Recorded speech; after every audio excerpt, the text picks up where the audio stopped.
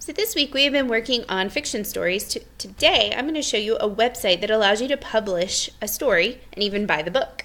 I want you to go to your web browser and type in Story Jumper.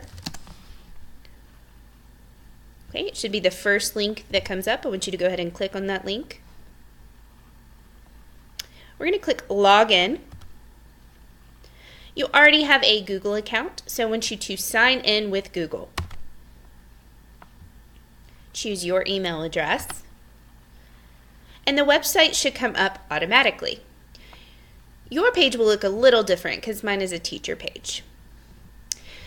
So I want you to go to Create a Book under My Personal Books.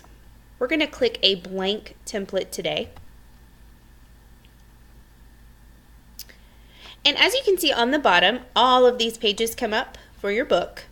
If you choose to delete a page, over here we have the selection to delete a page or add a page.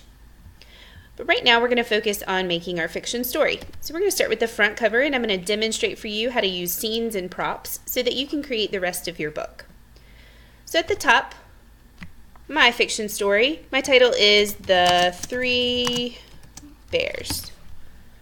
Okay, and I am the author, so I'm going to put my name. Now you can change the background color, or if you choose, you can go over here to the left side where it says Scenes, and it will change the entire background of the story.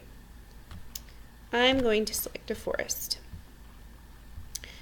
Okay, over here with your title, if you highlight your title, you can change the font, the size, or the color to make it more noticeable.